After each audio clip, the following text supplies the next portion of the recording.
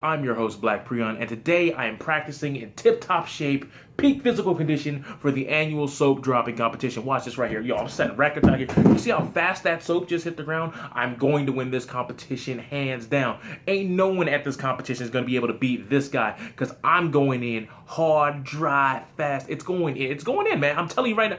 Huh? Oh, it's not a soap dropping competition. It's E3. Oh. Isn't that the same thing? It's not. Okay, let me clarify what I mean. Today's all-inspiring question is this. Does E3 even matter at this point? Because if you ask me, the answer to that question is no. Because, ladies and gentlemen, let's think about it. 9 times out of 10, no one's canceling any plans for E3.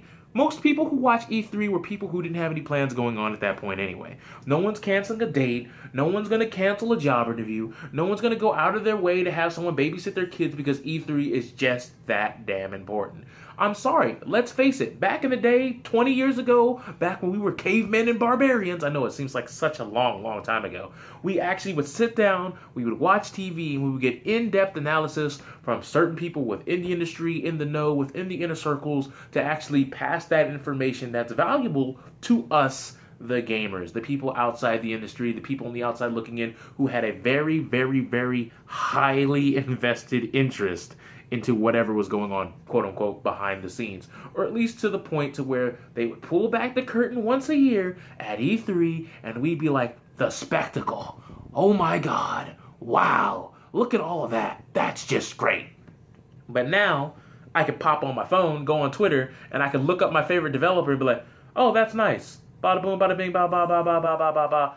Put up my way my phone, and I just saved myself 7 hours of boredom at their E3 conference because, oh wow, in 4 tweets, I've learned everything that they did at their E3 literally 10 seconds after it was said on stream at their E3.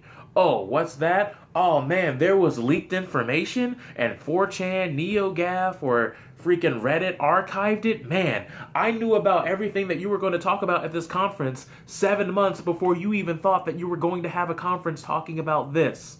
At the end of the day, the information wave that is the internet now has completely ruined everything that's quote unquote good about E3. The mystique is gone. Because, ladies and gentlemen, let's just honestly think about something objectively here.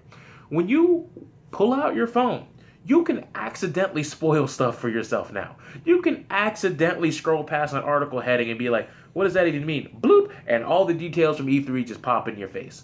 For example, when you're watching E3 in the current day, let's face it, 90% of the stuff that happens at your respective conferences are going to be yawn, boring, kill me now. Because a lot of it is going to be stuff that either A, isn't related to video games in any way, shape, or form, such as, come watch our new internet exclusive series aired first on PlayStation Network. Come watch us be idiots on stream, even though it's already on Twitch, but come watch us on the Xbox One Twitch app. Stuff like that.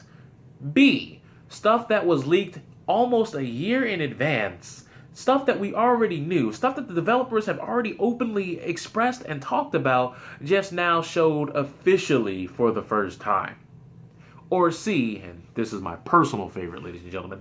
Don't worry, I'm going to blow your minds when I say this. Remember that game that you played for 7 to 10 years already on PC? Well, it's coming to Xbox One and PS4. Shout out to Roblox. No? No one's hyped for Roblox? No, okay. You know, announcements like that don't really matter. Now, every now and then, you'll get your Final Fantasy VII remake, and oh my god, that's great. But at the end of the game, there's not that many new IPs that are coming to the forefront that are actually like, wow, I'm psyched up.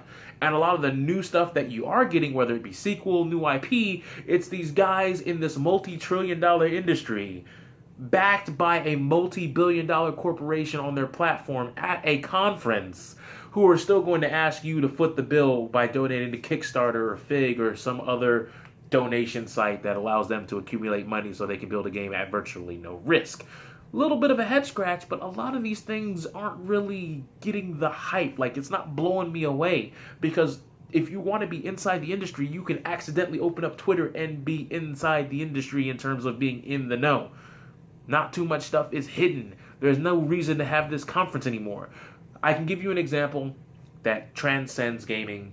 Let's talk about sports. I know, oh my God, sports. Oh no, man. Look, man, we have esports now. We can talk about sports. They're becoming one hell of an overlapping subject matter. So let's talk about sports. You know, you may not like football, but follow me on this. If you're watching football, you could either watch 3 hours from beginning to end the entire game like you did back in the day, or now you can go out, hang with your friends, have fun, relax, chill. Oh man, my phone's burping at me. Oh, what's that? Oh, Peyton Manning, 15 play drive. Well, let me see the highlights. Bloop, bloop, bloop, bloop. 45 seconds back in the pocket. 45 seconds back in the pocket. Maybe 5 seconds if you're struggling to get out of the pocket. 45 seconds, that's a total of 50 seconds. In less than a minute, I've just watched about 30 minutes of what you guys would have watched on TV. And I got the highlights. I didn't have to deal with the timeouts, someone getting hurt and taking up 30 minutes of the game. I didn't have to watch commercials. Just bloop, and I was done. That is where we are in the age of information, in this new era known as the internet era that these millennials have created for all of us. Me being a millennial included, I created for all of you, who are probably millennials who I'm speaking to, but for those of you who aren't, you are welcome. Or maybe you're not, if you're one of those people that really liked E3 back in the day and we've just completely ruined it for you. In that case, I am deeply sorry for your loss. Because at the end of the day, let's face it, E3 doesn't do anything for anyone other than being a platform where people can make announcements that people probably already know. I mean, hell, Nintendo's already said, peace out. We're not doing it anymore. We're just going to hit you with these Nintendo Directs and call it a day. Whether they last 3 minutes or an hour or 2 hours is up to them. But at the end of the day, one of the big three doesn't even show up anymore. So that should tell you everything that you really need to know about that. So is E3 this end-all, be-all great thing? No. It probably never will be again. Especially since most of the announcements are just remakes and sequels to things that we already knew they were probably going to happen. But, yeah, E3 doesn't do it for me anymore. Let me know how you guys feel in the comments section below.